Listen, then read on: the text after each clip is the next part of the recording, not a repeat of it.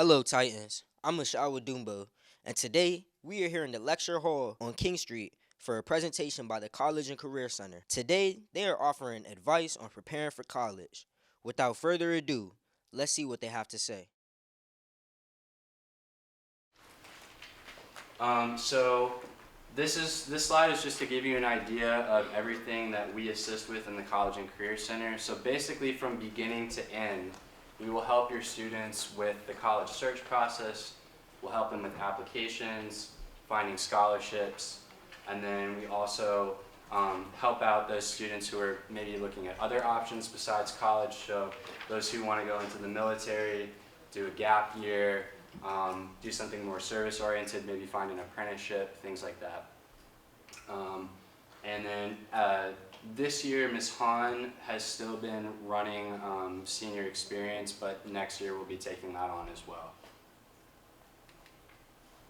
And then here, this is the same thing for the scholarship fund. Now what I will say is next year when the new Mini Howard opens, we are going to have a College and Career Center at both locations. I will be here at King Street, Ms. Gilbert, my colleague, will be over at Mini Howard, and we'll have folks from SFA also at both campuses. So no matter where your student is primarily located next year, they will have people who can support them. And I want to make it clear too that with the scholarship fund, Ms. Miller and Ms. Rodriguez have the expertise to where if me or Ms. Gilbert are out or vice versa, we can help students with whatever they have questions on, okay? So they don't need to go to one person for one thing or the other. They can come to any of us, okay? Okay, so this is what our overview for tonight's presentation. So we're going to talk about how to package a student, how to package them for success. So we're going to go over kind of the different parts of the application process, the different pieces of it. We're also going to talk about how to choose the right colleges for you. And amongst our students, this feels especially important. We have a lot of extremely high achieving students at this school. We also have a lot of students that are, B students, C students, whatever the case may be. We want to make sure that we're finding the right schools for them to apply to, and so that they're not just applying to a school because of its name. Right? We want them to look more in depth at what a school can offer them rather than just a brand. And then also how and when to apply to college. So we'll go over deadlines, financial aid, finding scholarships and things like that. Oops.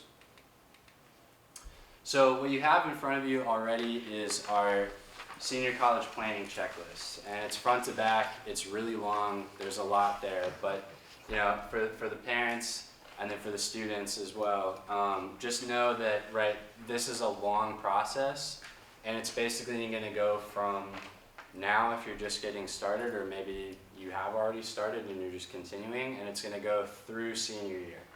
Because every part of the school year there's basically a different piece to be completed, pretty much up until the end of the school year, right? Because May 1st is decision day, by which point in a normal year, students would have decided where to go, although this year everything's been thrown out of whack because of the delay in the FAFSA. Don't watch the news. Yeah. Juniors, don't watch the news. So if you have seniors, if any of you in here have seniors, we feel your pain, but for those of you who have your first student going through the process, we sincerely hope that it would be better for the next round of applications, but we'll have to wait and see.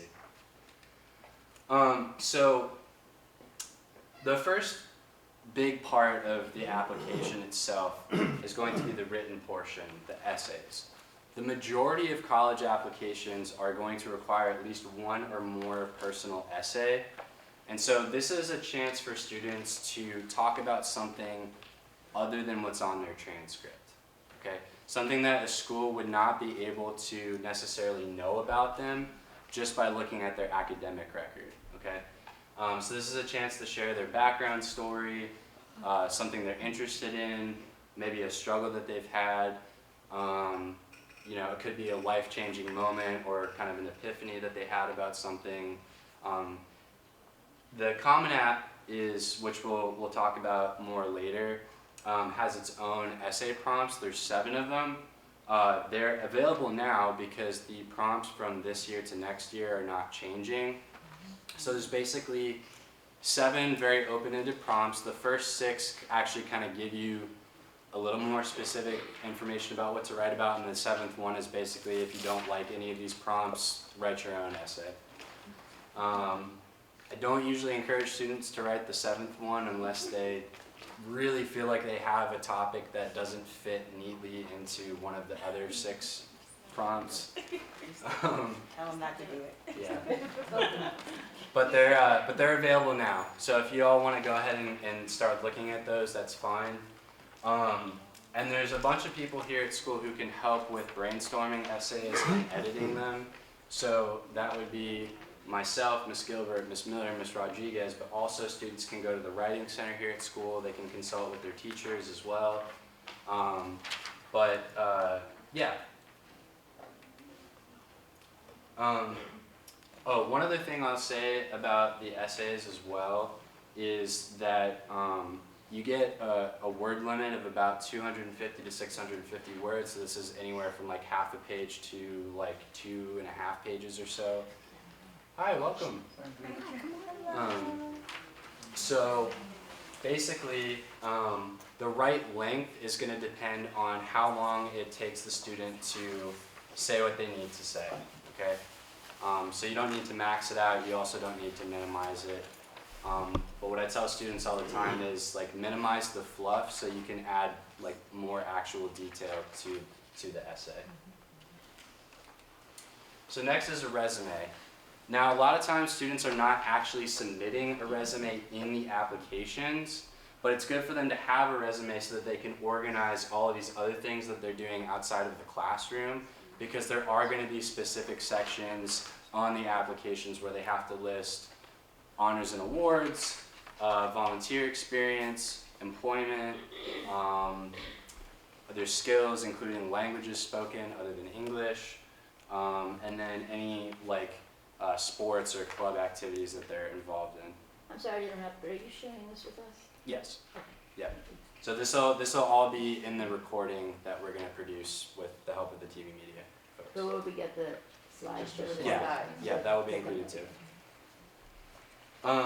So that's the resume, because there's a pretty significant portion of questions on the Common App and other applications that ask for what their extracurricular activities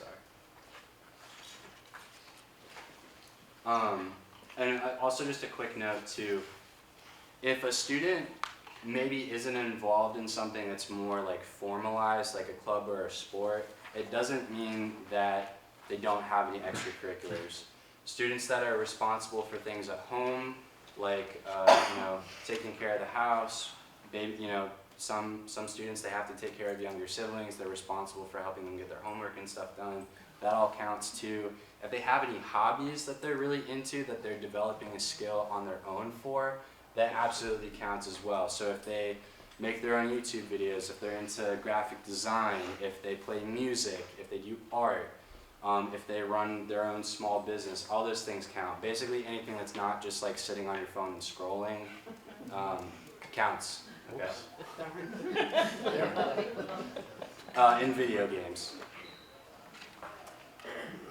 So next is standardized testing, and this is one that is especially relevant, right, because juniors have the opportunity to take the SAT for free here at school tomorrow, okay? So SAT is through the College Board, and ACT is through its own organization.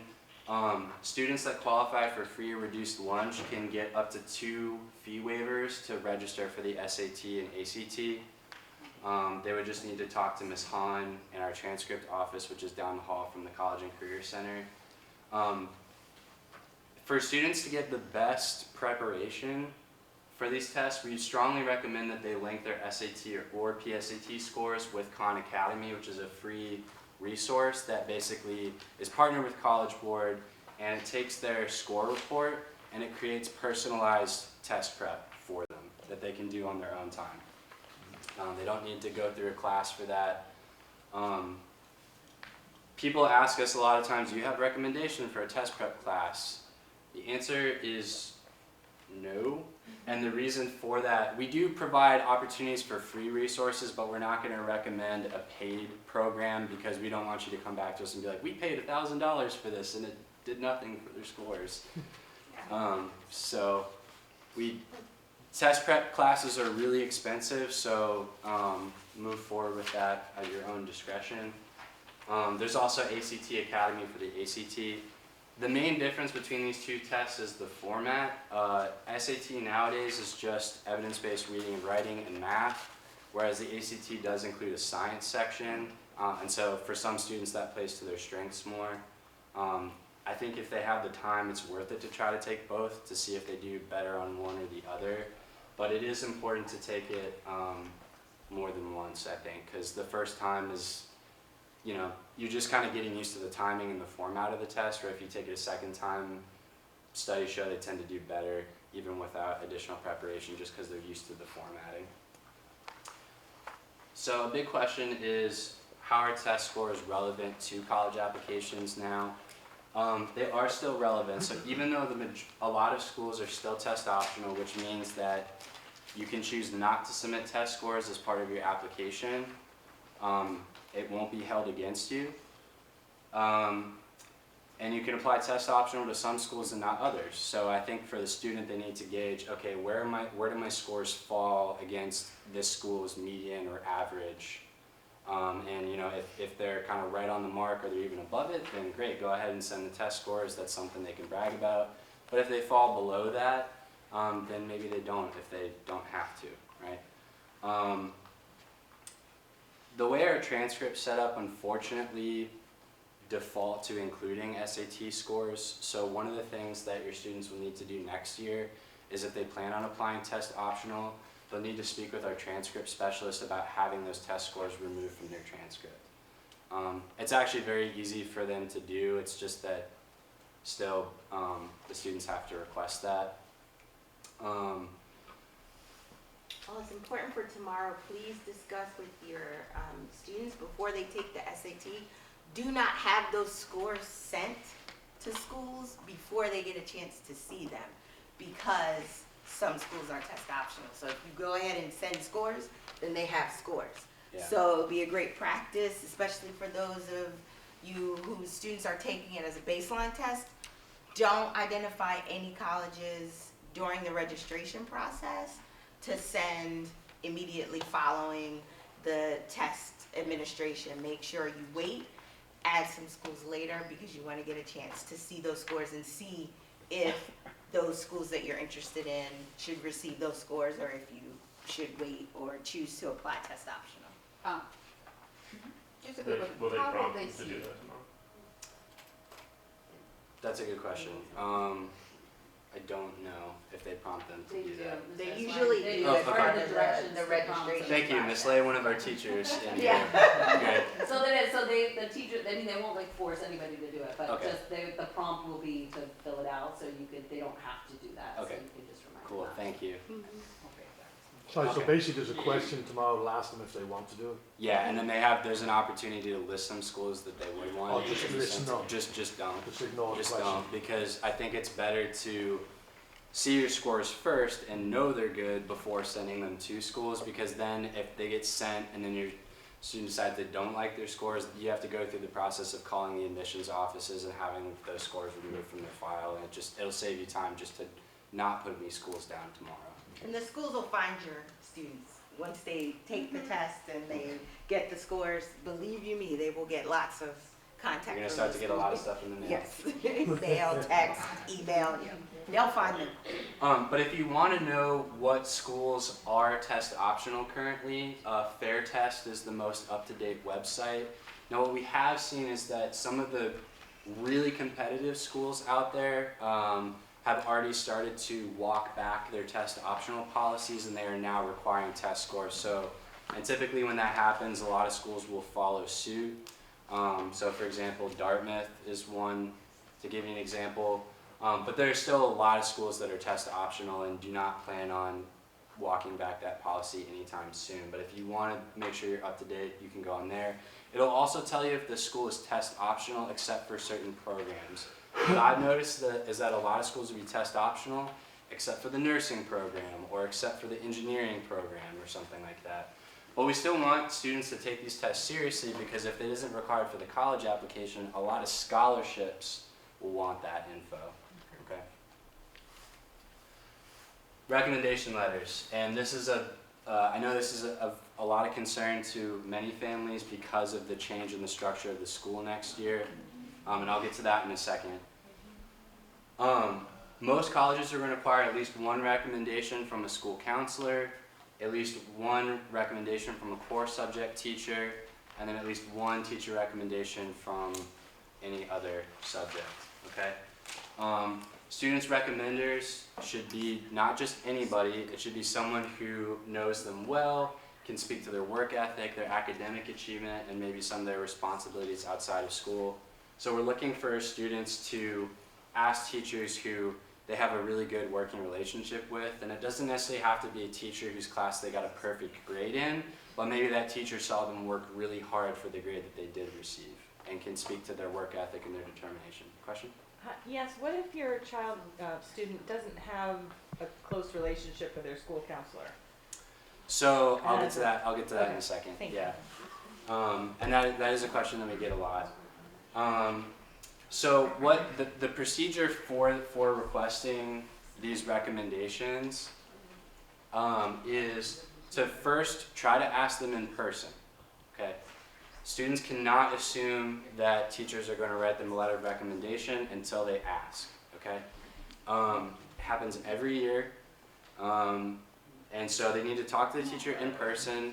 Email is fine if they can't reach them in their classroom at that time. And then once the teacher has said yes, then the student would enter the request for the letter of recommendation in Naviance. Now that's not going to necessarily happen until the beginning of next school year, but it would be a good idea for students to start thinking about who they are going to ask for a letter of recommendation now and approaching those teachers before the end of this year. The big thing is that every recommendation letter is sent through Naviance. Do not, under any circumstance, for a teacher that is still an ACPS, a teacher or counselor who's still an ACPS employee, request those letters through Common App. Because what will happen is it will block students with letters from that same teacher from having their letters sent. So only through Naviance if it's a current ACPS employee. If it's someone that no longer works here, but they're still in touch with, those can go in Common App. So the question about the counselors. So we have, I didn't bring one with me, but we have a document called the Green Packet, which will be available day one of their senior year. If not earlier. There's been some back and forth about whether we want to get that out before the end of this year or not. But basically, once that becomes available, students can pick it up here in the College and Career Center or from their assigned counselor. And basically what it is, it allows them to, number one, tell their counselor all the schools that they're planning on applying to, what the deadline is, and how they're applying. Then it also provides them some questions to answer about themselves. So this is what we rely upon if your student does not have a close relationship with their counselor, because these questions still ask about their achievements, their goals, their plans, struggles that they may have had, so that in addition to having their transcript in front of them, the counselors can write a solid letter of recommendation. I was a caseload counselor for 4 years before doing the College and Career Center gig, and I can't tell you how helpful it is to have one of these packets filled out in detail. There's also a page for parents to answer some questions about their students too. I would say also it's good practice for the student to submit a copy of their resume as well, so that we know what kind of extracurriculars they're into. But yeah, please ask your students when these come out to fill the page. It is not helpful when they write like one sentence or a couple words for those questions, but it happens all the time. Okay? But the more they fill it out, the more detail they provide, the better letter of recommendation they're going to get. Even if your student does have a pretty good working relationship with their counselor and has some insight into them, it's still helpful for them to be detailed. The Green Packet is due to the counselor at least 15 school days before their first application deadline. So if they have a deadline of November 1st, we need them to have it to the counselor, and I'm sorry, I don't know why it says school days, but 15 days. So that would be, October 15th is when they need to have that into the counselor. And as I said, it allows them to also indicate all the schools that they're applying to. This is our only official way of notifying a counselor that your student is applying to college. An email is not going to work. Phone call is not going to work. The student must turn in the screen packet, okay? Because frankly, there's too many students to keep track of without it. We can't assume that students are applying to college unless this has been turned in. Students can request their transcript at any time. There's a Google form here in the QR code to request a transcript. So I think it's a good idea right at the beginning of the year for students to request a copy of their transcript, because a lot of times the college applications will ask them to enter all the courses that they've taken, even though we're sending a transcript anyway. But anyway, it's good for them to have a copy of that at the start of their senior year so that they have all of that in front of them. I have a question about transcripts. Mhm. Thanks. Is it possible for a student to get their own transcript by year with the GPA for that year only and not aggregated? No, the GPA is only cumulative. I mean, there's ways that you can calculate it yourself, but unfortunately in Power School we don't have a way of indicating it by year. Gotcha. Okay, thanks. This happened to our other son, so I wanted to figure out. Our son did a gap year, and then he had a very difficult time getting the information from ACPS. I mean, ACPS was very helpful, but he was no longer in the system. Yeah, so they need, if a student, great question. If a student takes a gap year and they're applying later, they need to get in touch with the transcript specialist here at the school, because they will have access in Power School to go back and look at students' records for those who have graduated. A regular counselor doesn't have the Power School access to be able to do that. So who do they go to? Sorry, the transcripts? Transcript specialist, which currently is Marianne Hahn. There's only one. Yeah. Okay. Her office is down the hall from us, but I believe she is retiring after this year, so we'll have a new transcript specialist. When can you get your transcript after your junior year, and how long does it take to get? So it's probably like within a couple weeks of grades for the end of the year being entered. So I would say probably by July. Is that something that you're given on the spot, or? It's by request, so they'd have to ask for it. And then it's emailed to you, or you pick it up? Either way. I have two questions. One is, this indicates that the final 23-24 transcripts would be available Yeah, next sorry, summer. we didn't update that. Now, what about their coursework from their senior year? Like, what information What is goes on there? available, provided? Yep. Like, whether it's the classes they're registered for, at what point are grades? Yeah, great question. So usually in mid-September, a student's initial transcript is uploaded to Naviance so that it will be available to be sent to colleges. And what is included on the initial transcript is everything they've taken for high school credit up through junior year. And if they take a summer school class this summer, that would also be included on there. It will have the list of classes that they're taking senior year, but there won't be any grades added until the mid-year transcripts become available in early February, which will include Q2 grades. And then finally, after the school year is over and they've graduated, a final transcript is sent to the school that they indicate to us they are attending, that will have their final year grades for senior year. So it's safe to kind of assume, especially if you're applying ED or EA, Yeah. that no grades from senior year would be part of the application Not process. initially, yeah.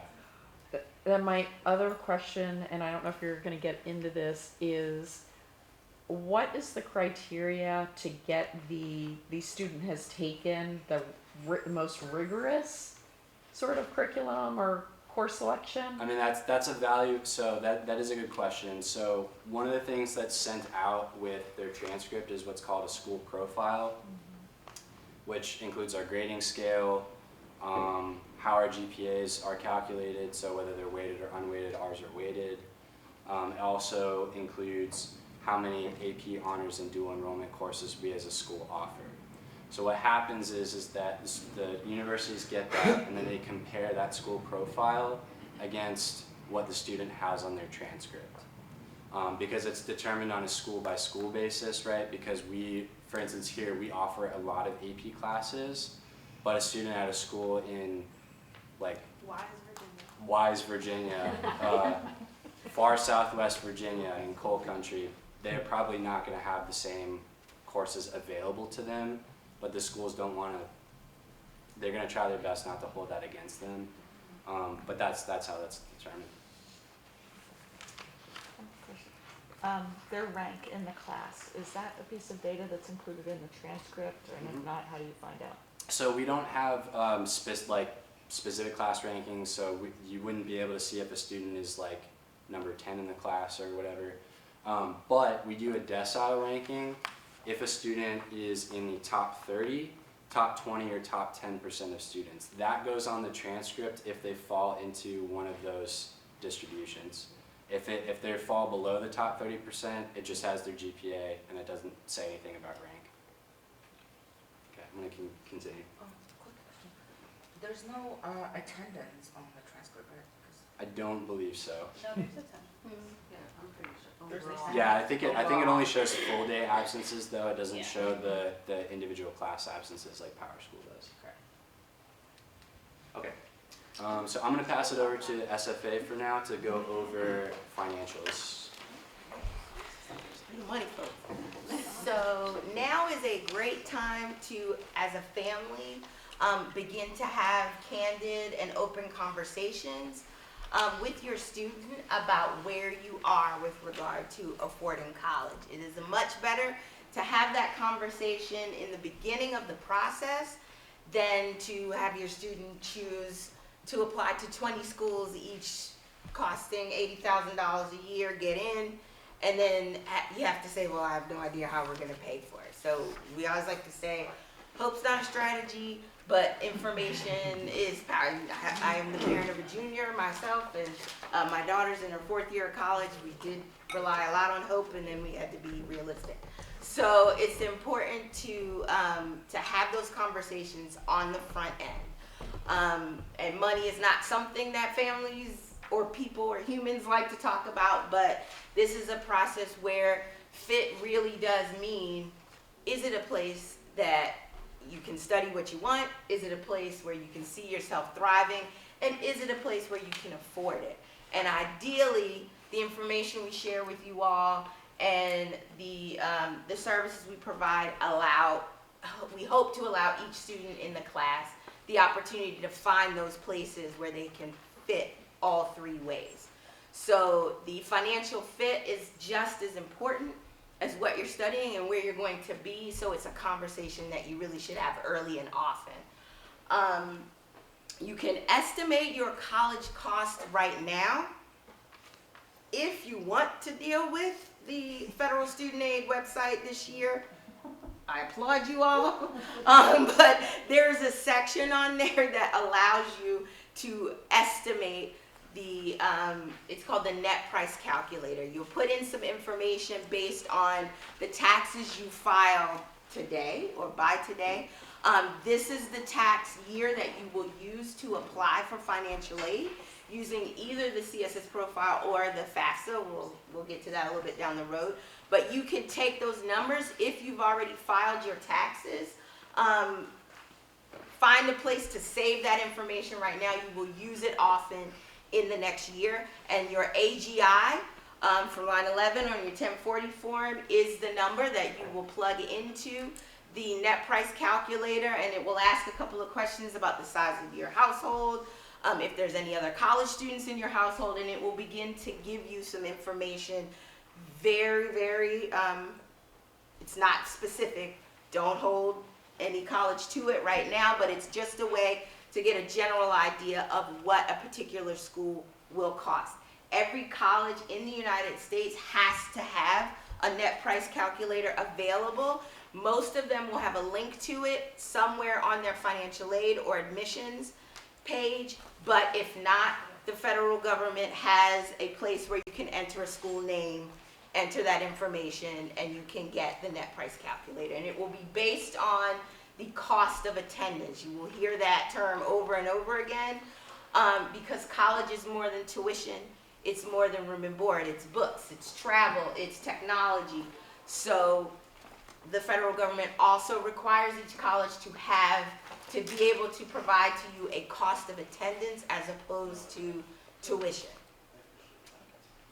This is a great time to start to take sense of what the big scholarship processes are. A lot of them start very early in the senior year. For example, at the end of last week, an email went out to juniors and to teachers about the Posse Scholarship Program, because that portal opens up for us to nominate students in May.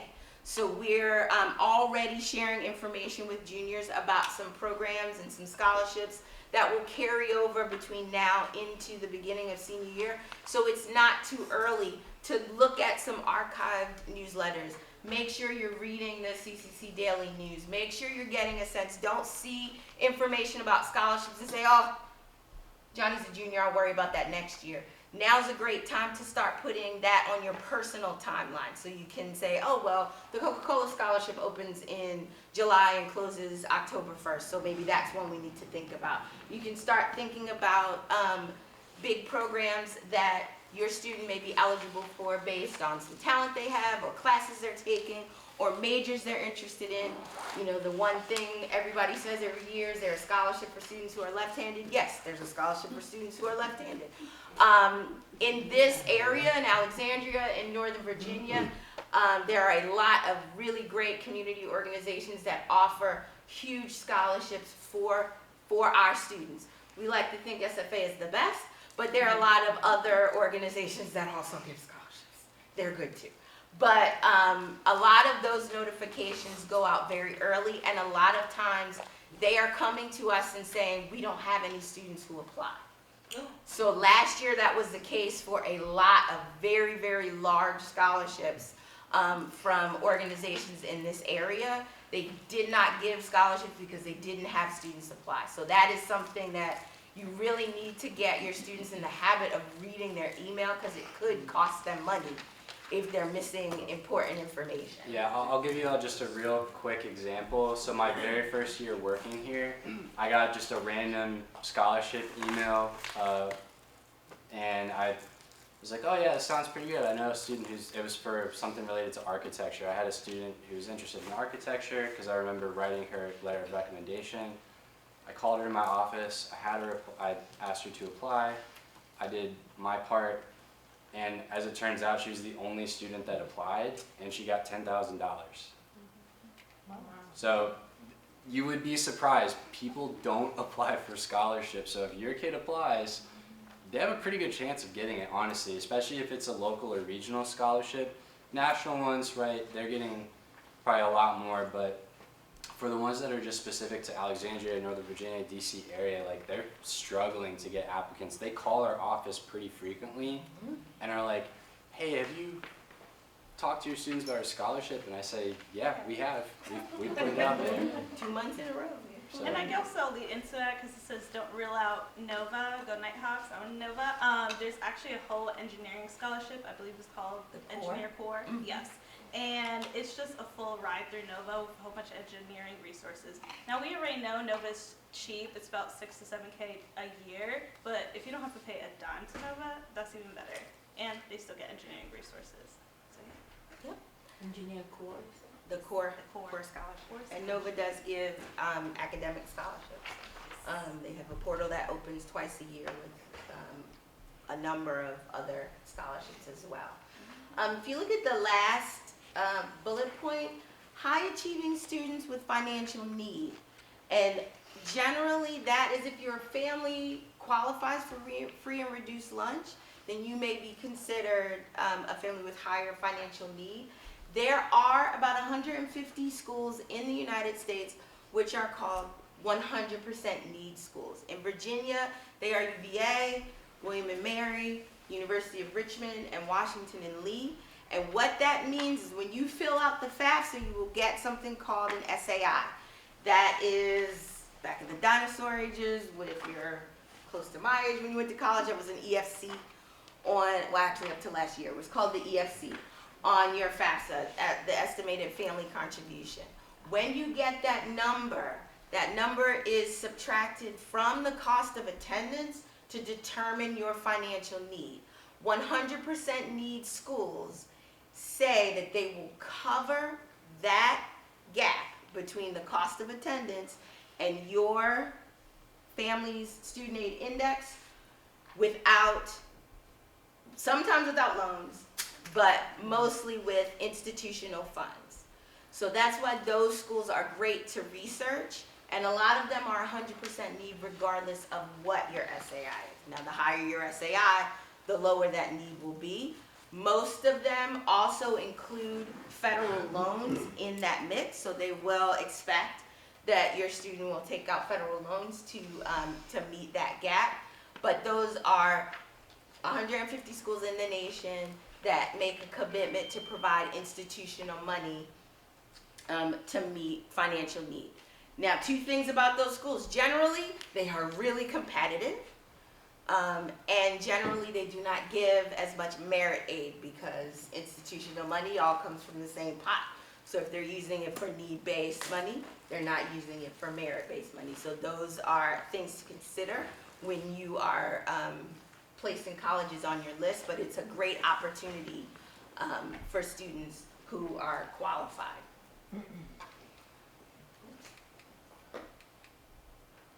Okay, like we've been talking about, college costs a lot of money, but there are ranges in that. When you say, what does college cost? There are ranges. Like Ms. Rodriguez said, Nova is on one end of the spectrum in that a year of full-time tuition at Nova right now is somewhere around $6,000, and I think that's what it's going to be, very close to it next year as well. Then moving forward, in-state colleges, there's a large range of in-state colleges. George Mason is the least expensive tuition, in-state tuition in the state of Virginia. And then you have on the other side, William & Mary and UVA, which are much more expensive. There's a range of in-state costs as well, and those are public colleges. Then you have in-state or private colleges all over the country. You'll see a lot of them average somewhere around $50,000 a year. They just said, I just heard on the news yesterday, Vanderbilt next year will be $100,000 a year for tuition and room and board, and they're very proud to be the first school that costs $100,000 a year. So, they're very proud of that. I don't know why. NYU is 94. Yeah, exactly. So, so that's where the other end of the spectrum goes. So you can find colleges that are very inexpensive and ones that are very expensive, but you have to keep a sense of that as you're planning your list. And also just to talk about out-of-state colleges in general as well. Certain states, I believe California is one, if you're not a resident, you're not getting any type of Californian aid. They're only going to give that to the residents, much like the Carolina schools as well. Florida, they're keeping very well in their state circles because they want their students to stay in state, right, and give back to their community. So also thinking about that, so they're a bit harder to get into and more difficult to pay outside of out-of-state prices, essentially. Again, but like we said before, you can get a sense of that cost of attendance now. So as you're looking at colleges and you're thinking about academic and personal fit, you want to also think about, okay, this is what this might cost for us. Where does that put us in terms of our preparation? I was not in debt until I transferred. Yeah. Okay, so everybody knows financial aid. I want to get financial aid, we need to get financial aid. Well, what is financial aid? Like I said, ultimately financial aid is the cost of attendance minus your student aid index, and whatever's left is aid you will hopefully get from the schools where you apply. It's broken down into three categories: money you don't have to pay back, or free money, which is need-based and merit-based, depending on a lot of factors. Work study, which you will find in a financial aid package, but it is technically not financial aid. It is living expenses. It's federal money that's available to students who qualify. that they can get jobs, specific kinds of jobs on campus, be paid per hour, and then use that money to basically cover non-billable expenses. So it will be on a financial aid package, but it will not cover billable costs like tuition or room and board. And then loans, which is money you have to pay back. And loans can be federal or private. Generally, aid is going to fall in one of those three categories and come from a government. Virginia is a great state comparatively in terms of the state money that they make available to state residents. They are one of the few states in the country that have a grant where they pay you to go to a private college in Virginia because they just want you to go to school in Virginia. So there's a flat $5,000 grant that you can get if you choose a private college in Virginia that you have to file the FAFSA for. So that is one of those reasons that every year we get parents to say, well, I know I'm not going to qualify for any need-based federal aid. Why should I do the FAFSA? A lot of schools require a completed and submitted FAFSA in order to award merit aid, and the state of Virginia requires one for you to access any of their grants. And a lot of those grants are not income dependent. The VTAG is not income dependent. You just have to enroll in a private school in Virginia. You get a $5,000 grant every year. I could go over this. So again, steps for next year with a lot of nuance. So again, you guys will be doing the 2024-2025 FAFSA. It'll be better for you. Hopefully. It'll really be better for you. Praying on it. So when the FAFSA opens, October 1st pending, you guys are going to use this 2023 tax info. So please do your taxes. And good time in the summer, I would like you guys to put this on your to-do list. Please create a parent and student FSA ID. This is essentially your financial aid login when you and your student are going to do the FAFSA. Please make sure your students use their personal email or create a personal email, not their school email, and this goes for any college things as well. They should be using a personal, professional email for all these things. We also hold an SFA. We also hold training and workshops throughout the fall and winter. These are financial aid overviews. These are FAFSA nights where we will physically sit down with you and do the FAFSA. We also help with the CSS profile, which opens in October. Again, if this is required, not all schools require this. There's actually a College Board list, a list on College Board for schools that require the CSS. Here it is University of Richmond, University of Virginia, Maryland, Washington and Lee, and I think that's it. That's it. And of course, apply for scholarships. We have our own scholarship that we are blessed to have. So when kids do our application, they are similar to the Common App. They're simultaneously applying to about 200 or so scholarships. This is only for seniors who go to the school and who are going to graduate from Alexandria. So we're super proud of that, and this money comes from teachers giving part of their paychecks to the Toyota store down the street. So I know, awesome. So again, kids, all of us cannot afford to not apply to things. There's stuff on Naviance, our newsletters. You guys send stuff every other day. Truly cannot afford it. We help with working on scholarship applications through the year. And as it says, from December and March is the biggest scholarship window. It's a bit disheartening when our kids come in April or even May and they're like, where are the scholarships? And we're like, you missed the deadline. So please encourage them.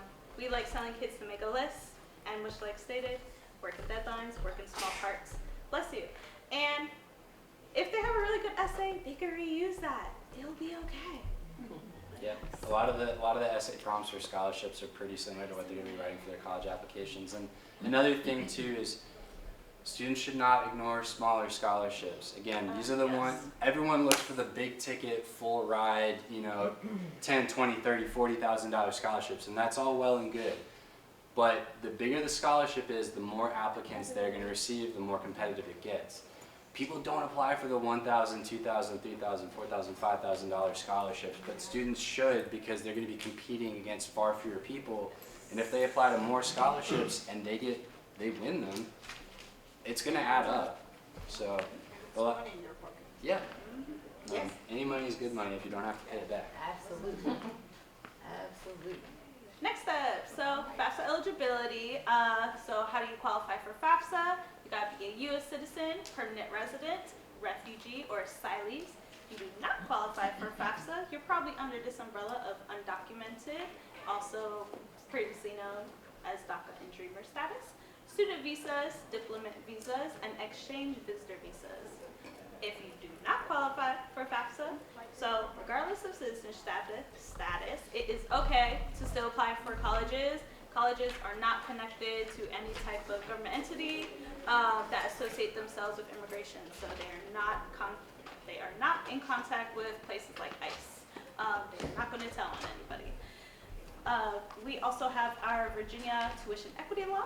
So if a student came here, say 2 years ago, maybe even 4 years ago, and they attend a Virginia high school, and their family and them pay taxes for 2 years consecutively, as long as they graduate from a Virginia high school, they will get in-state tuition. Schools will ask for documentation to verify, but by law, they have to get in-state tuition. And VASA. VASA was started in 2021. VASA stands for Virginia Alternative State Aid. So this financial aid is for students who do not qualify for the FAFSA. So what this says is that the student is only eligible for state aid. If they go out of state, they don't get any type of aid from Virginia. And they probably won't get type of aid from that state either, because this is not in every state. This is Virginia. Texas is another one that has it, but again, it's only for those residents. And then, of course, the challenge is getting the funding you need. So again, please focus on institutional aid and private scholarships. As a reminder, whatever GPA your student has at the end of this year is what they are applying to colleges with. So we want to get that merit aid, we want to get that leadership. And of course, you can see us for confidential conversations regarding money. It's a very touchy subject. And again, list of scholarships and colleges that provide funding to non-FAFSA eligible students. There's also very common scholarships that students who aren't qualified for FAFSA apply for. It is the DREAM, it is the Golden Door Scholarship. There is another one I can't remember. But they're out there. But they're out there. But yes, and there's databases for those too. So we can meet a student wherever they are and walk them through the financial aid process. Okay.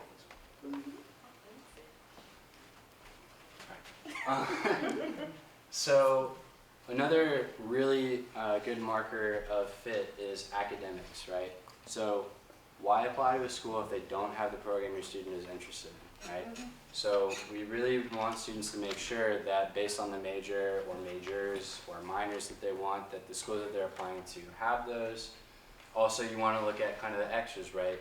Are they interested in honors programs? What are the class sizes like?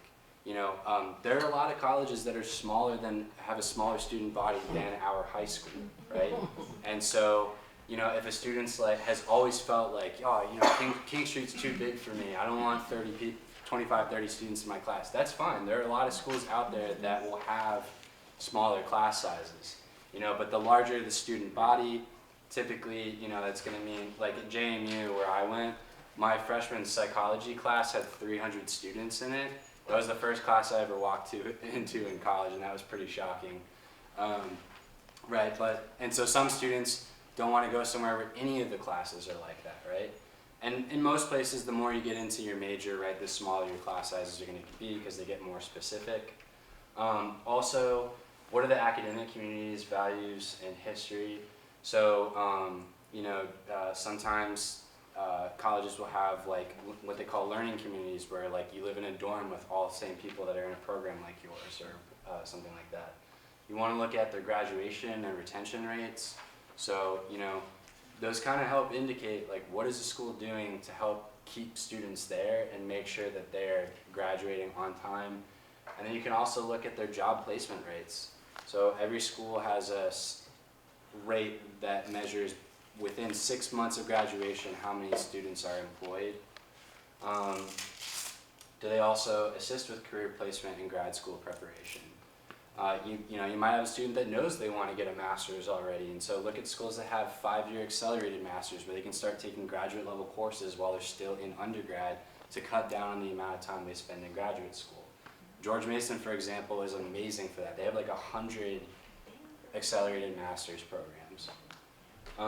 Also, consider colleges with special missions, if these are important to you. So there's historically black colleges and universities, single sex, so all women's schools, all men's schools, religious or military affiliations, if that matters to you. We're lucky in Virginia that we have something from every one of those categories, right? So in Virginia, you have something you're looking for most of the time. So personal fit. So again, we want students to think about what's right for them, not the brand, not what their friends are doing. I'm sorry to the parents, but if they really don't want to go to your alma mater, please be okay with it. Because it might not work for them, right? And then you don't want to spend the money and the time sending them somewhere where they're not going to be happy. So the students have to think about, what are they trying to get out of the college experience? What are their values, strengths, and goals? Will they feel valued and comfortable? Size of the school is really important, as I mentioned before. Some kids want to go to one of those massive southern schools where there's like 60,000 students, and then other people want to go somewhere that has 1,000. Also, what's the distance from home, right? Some students need or want to stay close to home to be near their families for one reason or another. Other students will feel like they can't get far enough away. We've seen it all. You know, some kids will want to go international. Don't take it personally. I had a student, maybe this was one of your students, but I had a student ask me a couple years ago, can you help me with applying to schools in the Netherlands? And I was like, I can try, but, you know, so we can still help with international schools, by the way. It's just, it might take a little bit more research. We do. Also, do they care about sports, right? Do they want to play varsity athletics, or do they just want to go somewhere that has intramural sports? What kind of support services exist? Do they have counseling? Do they have a center for first-generation students? Do they have an LGBTQ service? You know, things like that. And then extracurriculars. So these are going to be, you know, Greek life, service fraternities, clubs, leadership opportunities, all that stuff. Study abroad. Internships. So one of the great tools that we have available to us is in Naviance. And again, sorry to the parents, there are no parent accounts for Naviance. You'll have to have your student log into it for you. But they get to it through Clever. And there's a tool in there called the SuperMatch Search, where basically you can go by category and select criteria that the student wants to see in a school, and then it will give them, it can also sort it by what a school needs to have for them and what would be nice for them to have. And then it shows you results of tons of schools in order by how closely they match the criteria that you're looking for. You can save your search to come back to it. You can create multiple searches and save them. So if you want to do like an in-state versus an out-of-state search, you can do that. But it's a great tool, and it's a great way to find some hidden gems, which is really important, because we find that year after year, our students are applying to about the same 20 schools, and right, it can't become Alexandria City High School the college. They can't take every single student from our school that applies. To give you an example, this year we had about 225 students apply to UVA, which is almost exactly a quarter of the graduating class, and less than half of those students got in, even though on paper we would think that maybe they're all very highly qualified applicants. So when that many students apply to the same schools, the university has to split hairs to figure out who they're going to accept and who they're not. So this is a great way to find some hidden gems or some other places that you might not have thought about. Also in the fall, we have college reps come and visit us in the College and Career Center, and we're trying to figure out how we're going to get them to both campuses. But we will have college visits. This past fall, we had over 100 colleges from around the country visit us and talk to students about their school specifically. Also, please go visit schools. Now is a great time to do it. Summertime is a good time as well, but if you want your student to get a feel for what it's like when the campus is alive, I would probably go now within the next few weeks, because campuses are typically a lot more sparse during the summer. Also go in the fall, because classes will start up again in like mid-August. students can get excused absences for going to visit colleges. So if you want to make a long weekend out of it and go see several schools at one time, feel free. There's also sometimes fly-in programs. Again, we have our rep visits. Our college fair, tentatively, is going to be on October 16th this year. And we're actually going to combine it with our career fair to have 2 events in one. That way we cover all the bases.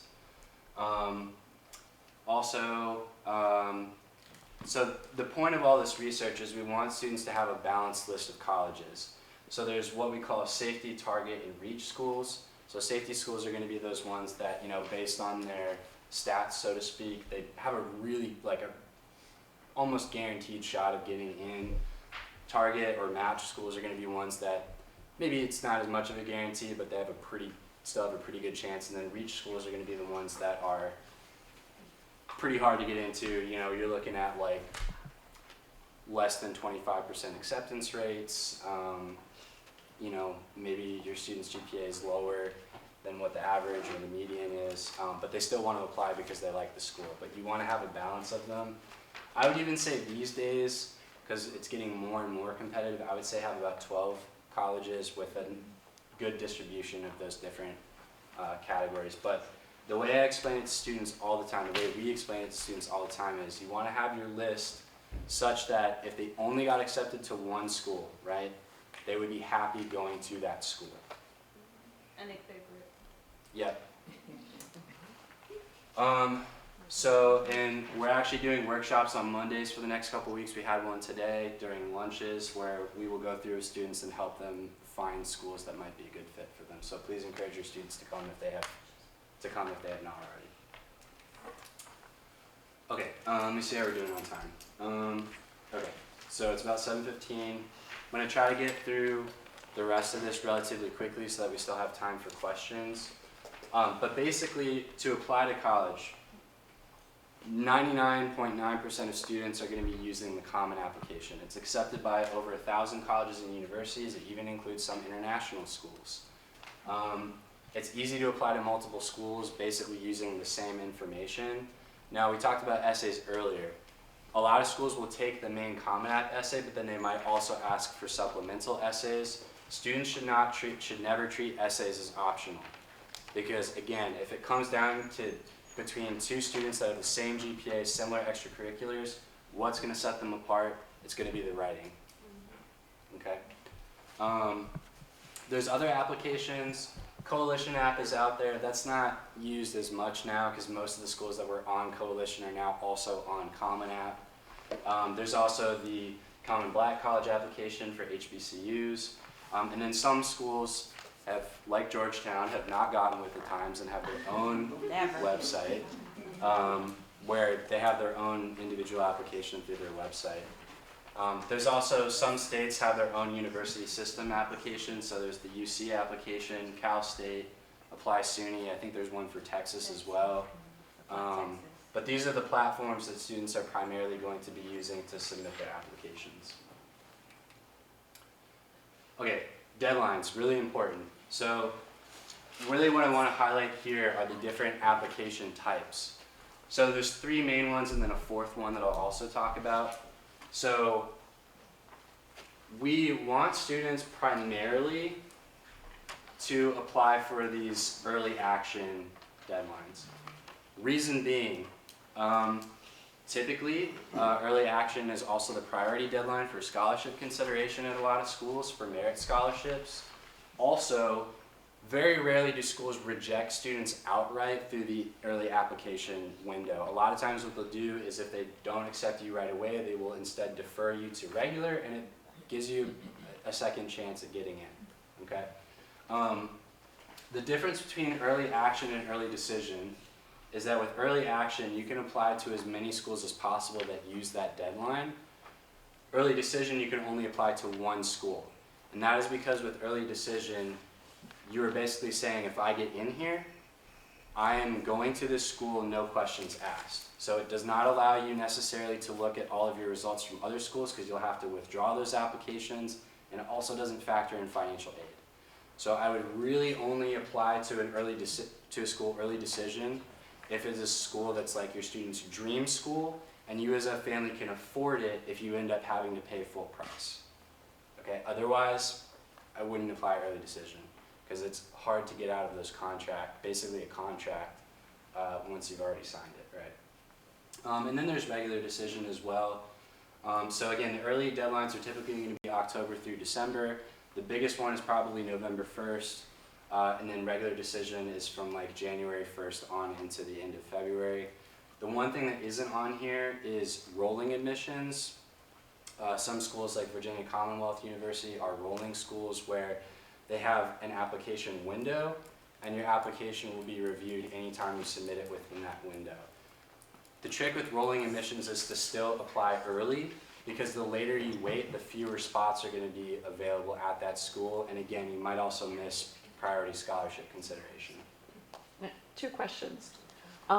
One, I know Virginia Tech has gotten rid of early decision. Have other Virginia schools also? Yes, JMU got rid of it. Trying to think.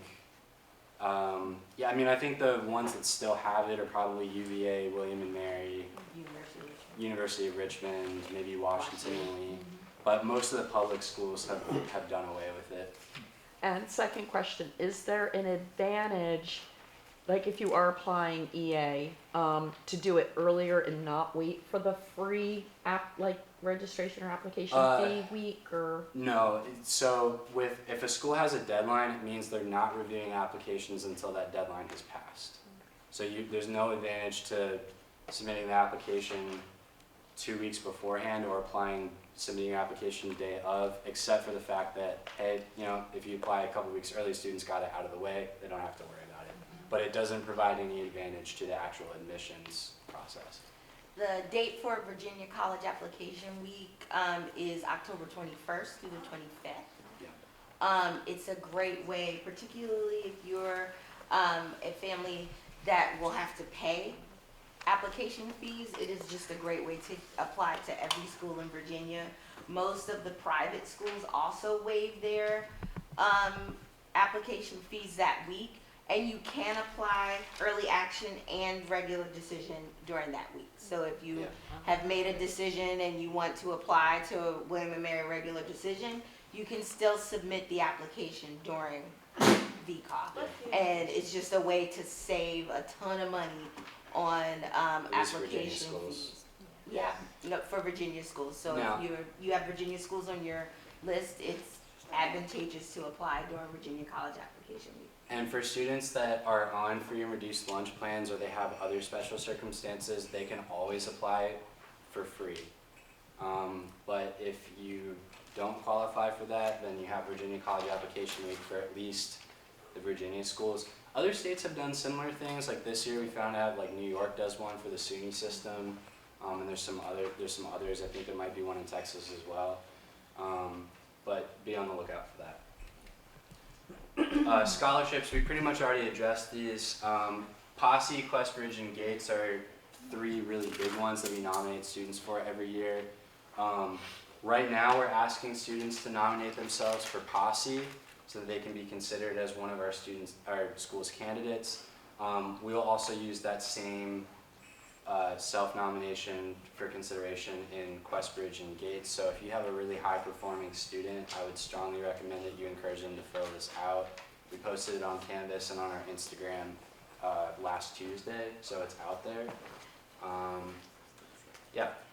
Also, we're going to do an information session if they want more information about the Posse program and what it is.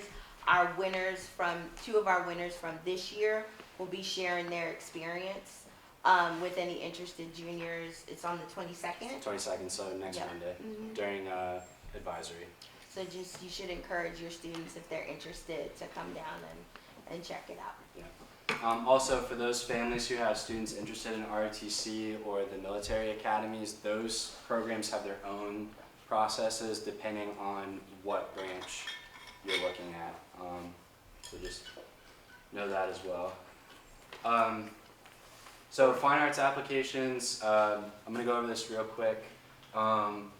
If a student is interested in performing arts or studio art, a lot of these applications have their own special requirements too. when we get asked, what should I put in my portfolio? The answer is it depends on the schools that you're interested in, because every school asks for different work and different mediums. And then if you're looking at music or theater programs, they're probably also going to include auditions. So just be aware of that too. And one of the reasons we need students to check their emails is because when they get communicated to through these schools about auditions and uploading their portfolio and stuff like that, it comes to their email, and every year we have kids that miss these things because they don't look at their email. And then the school says nothing to do. Yep. So we just have a few more slides, and then we'll open up to any other questions you all might have. Again, service academies. So typically, these processes start very early. So if you have a student that's interested in one of the military service academies, they need to be getting started very shortly. Because they also need a nomination from one of their state representatives or senators. So these are our three here in Alexandria, and so you can go on those websites and look for the nomination requirements. As an alternative to the military service academies, there are also military affiliated colleges. So ours in Virginia is VMI, the Virginia Military Institute, so that is another option for students that are interested in going that route. International admissions. These are often going to work differently than American colleges, so a student, if they're planning on doing this, needs to stay in close contact with their counselor about this, because oftentimes the requirements for recommendations are different, test scores requirements are different, so depending on the country that, or a group of countries that the student is looking at, that's going to kind of determine how they're going to apply. But again, a lot of international schools are also available to apply to on the Common App, which is nice. And actually, this is great, and I didn't know this until recently, many international universities accept federal financial aid and will allow you to complete the FAFSA and send your information to them, which is pretty cool. Okay, next step. So, as we said, we want students to come into senior year as prepared as possible to start the actual applications. So they can do their research on the colleges they want to apply to, decide whether they're going to try to apply early or regular, create their resume, and then again, we'll send out an update once the green packets are available. If they're not available before the end of this year, they will be available day one of the next school year for pickup. Register and take the SAT and ACT exams. As we mentioned before, start asking teachers for letters of recommendation. And then what I would tell students too is, if you talk to the teachers now, they need to make sure they follow up with that teacher at the beginning of the next school year, just as a reminder. And they can start on their essays over the summer. They won't actually be able to use the Common App until August 1st and create an account. But what they can do, as we said before, is look up the essay prompts and get started with that. And then also we find, we've seen students do this before, and now we just offer it as advice to everyone, but like creating a spreadsheet of the colleges that they're applying to, what the deadlines are, what essays are required, if test scores are required. Yeah, passwords, emails, usernames, all that stuff, just to have it in one place. Coming events, so again, we have our building college list workshops during lunches in the College and Career Center coming up on the 22nd and the 29th. We're also going to be doing kind of a Common App walkthrough with students during advisory on May 8th and 22nd. And then we're also going to be reviewing other post-secondary options for juniors in May as well. And at that point, we'll cover military enlistment, apprenticeships, trade schools, gap year programs, community college, etc. Can I also add on May, and you know, this information will go out, but on May 11th and May 25th, SFA will be hosting a coffee hour for junior parents, and that will be from 10 a.m. to 1 p.m. We'll answer all your questions on how you can support your student. That information will go out, again, that is May 11th and May 25th, 10 a.m. to 1 p.m. And those are both Saturdays? Correct. Yeah, just drop in. We'll have coffee, donuts. No need to register. No need to register. Yep. Yep.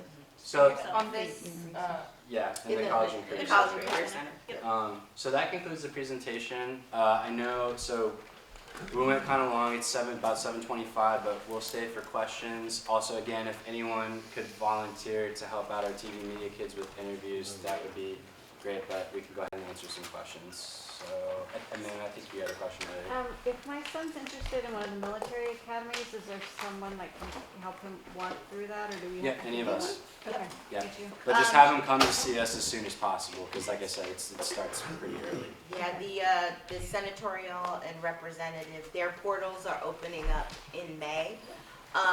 Most of the offices, all 3 offices have some kind of information session for their nomination process, which is separate from the application process to the academy. So they need to start doing their portal dependent on the academy, and also get everything they need to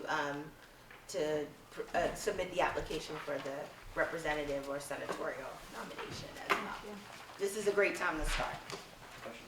Yeah, my question was about the letters of recommendation. At one point it said get 3 from teachers, and then on another slide I think it said 2.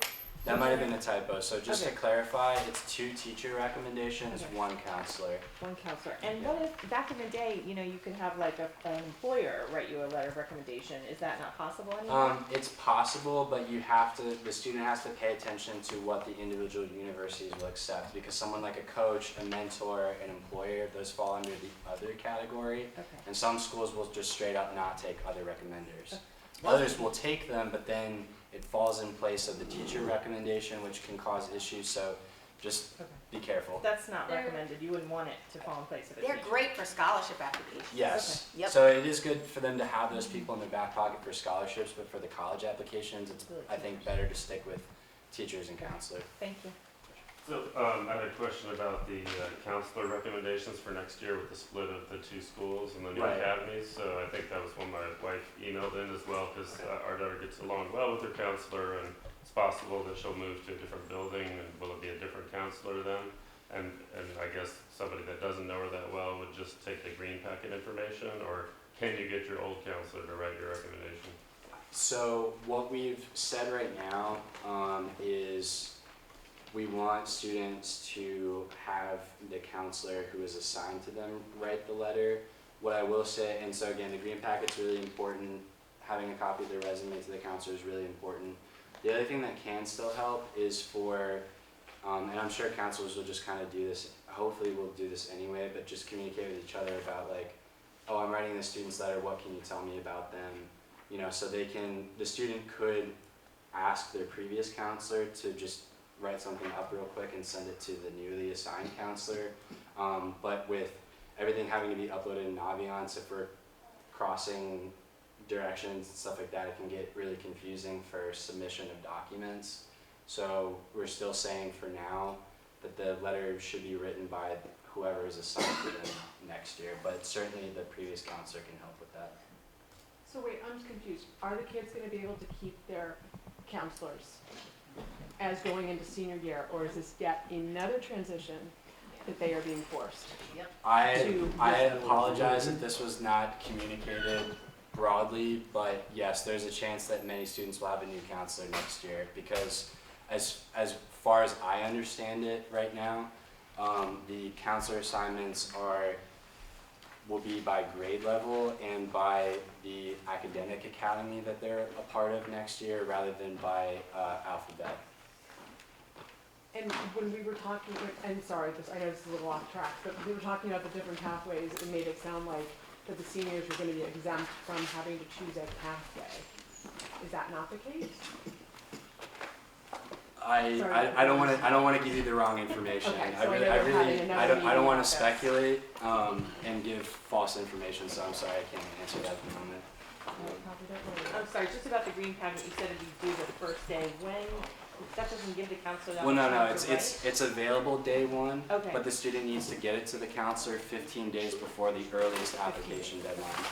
It's not a lot of time for a counselor, to do all those, but I. Yeah, I mean, they can certainly turn it in earlier, and that Okay. would be greatly appreciated. Okay. I know for myself as a counselor, the earlier we got it Okay. in, Thank the you. better. Sorry. This is a mechanical question. If you're doing early decision, Mhm. right, you can still apply to other colleges. You just have to just pull the applications once you're, Accepted. got it. Yeah, if you get accepted to an early decision school, again, that says, I'm going here, and then you have, again, whether you've gotten results back from other schools or not, you have to withdraw those other applications. And you would contact the admissions office of those schools to withdraw, and then it would probably be good for the student to let their counselor know as well Got it. that they've withdrawn. Question? No. Okay, we'll go right now. I'll go up. The teachers and the counselors, like, would it matter if it's for senior teachers or junior teachers? I mean, or even from freshman teachers if they have good connection? Yeah, I mean, it could be from any year of high school, but I would say probably one of them should be a junior year teacher, just because that teacher's had them more recently. And then also we find that students seem to really, in general, come into their, this isn't a blanket statement by any means, but a lot of students seem to really come into their own during junior year. And so we find that those teachers see that and, tend to know them better. I mean, would the subject also matter, like, We want at least one core subject, so at least one from an English, math, science, or history teacher, and then the second one could be a teacher of any subject.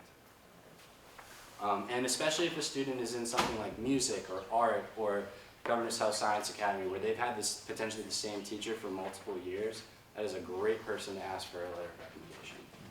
Question here.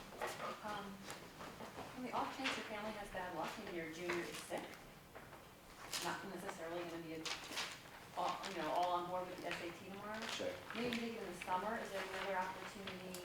We'll have it in October for seniors. Okay. The tricky part with that is, I would say if your students miss tomorrow, it would be a good idea for them to sign up and take it outside of school at some point this spring or summer. Because the problem with the October test is that those scores don't come back in time for the November 1st application deadlines. Because that test date is usually like mid-October, and it takes 2 to 3 weeks for the test scores to be sent out by College Board, and then you as the student have to request those scores to be sent to the schools, which takes additional time for processing. I was just gonna ask about the Posse scholarship. My daughter said she thought it was only virtual scholarships at UVA and William and Mary. Is that correct? UVA and William and Mary are the virtual Posse partner schools. So students can, when they complete the application, when we nominate students, Posse will reach out to students who are nominated, and there's an application they have to complete, and then they'll indicate whether they want to compete for the virtual Posse or the in-person Posse. So if they choose virtual only, then it would just be UVA and William and Mary that they would be. So you're saying you can't go to UVA in person and get that scholarship. You have to go virtually. Well, it's just virtual. Just means how they meet. So the Posse, Yeah. Posse that's in person. Okay. For the 6 DC partner schools, they do everything in person. The virtual one is out of New York. And so the students who are awarded, who are in those posses, meet virtually. Because in if the they application win process. Posse, they're put into like a cohort of students at that school. So it's just a question of like how those cohorts meet. I see. There's a question here. I had a question just about timelines, because the weekly emails are doing a great job with like, what's coming up this week and next. Yeah. Is there a master calendar where we could see, we don't plan on 1 week schedules at our house, we have to plan in advance for work. Honestly, the So- senior college planning checklist is really going to kind of give you an idea of like roughly when you're going to do these things.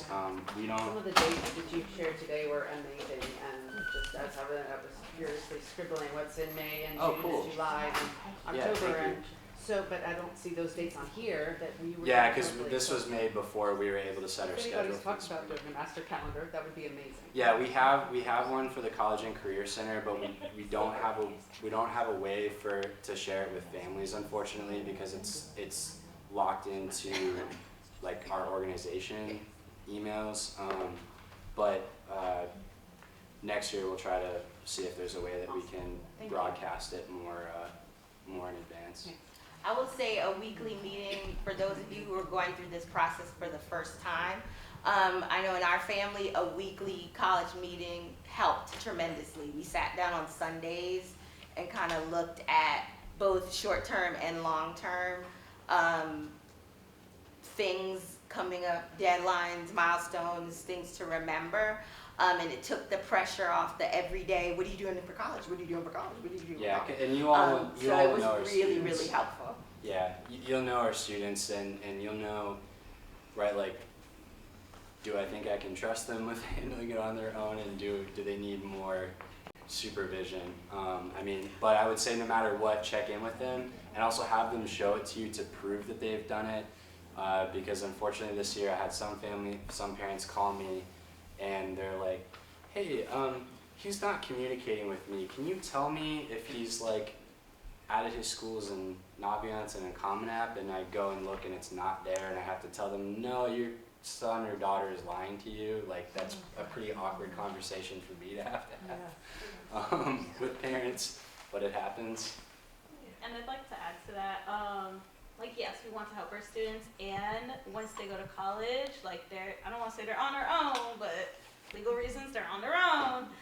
So this is a very good way to ease them into that transition period and being your own individual, advocating for themselves, because yes, you guys are writing the checks and all that fun jazz, but the school will only talk to them. And I've worked in admissions before, call center, and parents would call and say, oh, did they apply because X, Y, Z? And I'm like, I legally cannot tell you that. The student has to talk to me. So the student has to make the calls, the student has to write the emails. And, you know, again, we're all here to help them, and they have to, again. Yeah, there's a level of responsibility here that they need to take for themselves, right? Because if you all as parents are having to do it all yourselves, I feel like that says something about their readiness to do this, you know, so that is important to take into account. And they're tired. Yeah. Yes, we are.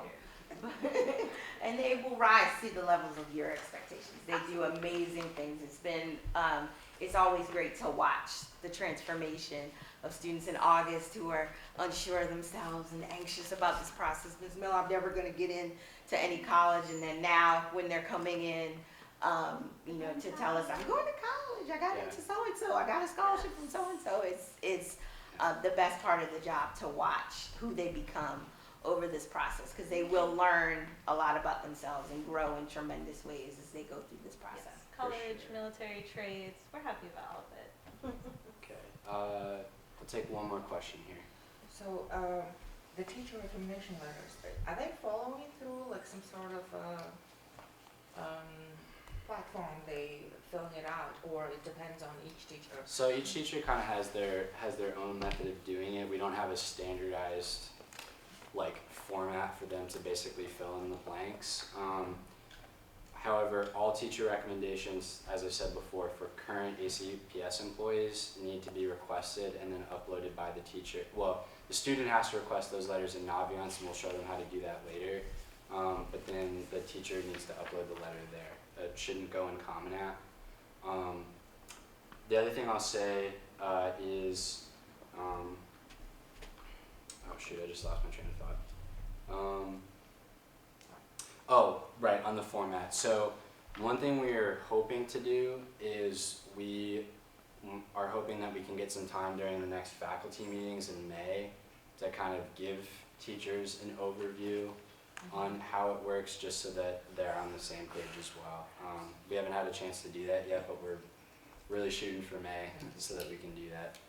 So is it gonna be the same letter for each student to all the universities, or? Yeah, so the teacher uploads one letter, the counselor uploads one letter, and then those are sent by the counselor through Naviance to the schools that they apply to. Okay, so all those schools are receiving the same recommendation? Yes, as you know, and so what we're also going to ask students to do, because this was became an issue this year, is we ask students to get 2 letters of recommendation from teachers just to cover their bases, right? Because some schools will take up to 2. Some schools will take even more than that, but to be honest, like, I think it just creates more paperwork for them. So I would just keep it to 2.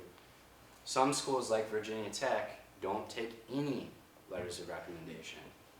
any, from teachers or counselors, right? But then if they're applying to other schools besides Virginia Tech, they should still have those letters. Likewise, some schools will only take one teacher recommendation. So the student should specify on their green packet, if a school only takes one letter of recommendation, which of these two would I like sent? Okay, that way it's crystal clear, and that, you know, those schools are getting the best picture of that student if they're only taking one teacher recommendation. And we've pushed to juniors as well to think about who they want to ask in terms of their teachers. Because some of our teachers are super popular, right? And so they will do a cap. I am only doing 100 letters. I'm only doing 15. So we ask the students to, one, ask them in person, because we're polite, and two, get email confirmation as well. And of course, follow up in the fall too, Yeah. with these teachers. I'll just give you some examples of some really popular teachers. Ms. Bentley, Mr. Hendrickson, Ms. Hudson, Mr. Shabazz. Mr. Shabazz, Mr. Alfonso. Mr. Baker, Miss Simons, gosh, who else? I mean, yeah, there's a few, but just to give you some examples. But the point being that there are some teachers that get asked by tons of students, and at a certain point they have to say, I'm sorry, I can't manage that. So it's good for them to talk to them now. Some teachers, like Mr. Hendrickson, who's one of our English teachers, for example, he actually has a Google form that he will ask the students to fill out to answer some questions about themselves and upload their resume. But different teachers do it different ways. We don't, as of yet, have a uniform way of doing it, aside from just how the letters are uploaded. And we don't have access to the letters? No, Okay. and the students don't either. Okay. So what they're going to do is when they do their Common App, they're going to sign a FERPA waiver, which keeps them from being able to view their letters of recommendation. But we will not be able to send letters of recommendation until that FERPA waiver is signed by the student in Common App. So they have to do that. But that's intentional, right? It keeps it honest. It keeps it honest. So, okay. Well, that is all for tonight. Thank you all so much for coming out. This recording will be available in the coming weeks. The College and Career Center's presentation was quite interesting. We hope you picked up some pointers to make your college experience way easier. A reminder for all you Titans, you could go down there whenever you like, and they're right next to the main office. Thank you for watching. This is Mhlawa Dumbo with Liam Van Goethem behind the camera, and back to you guys in the studio.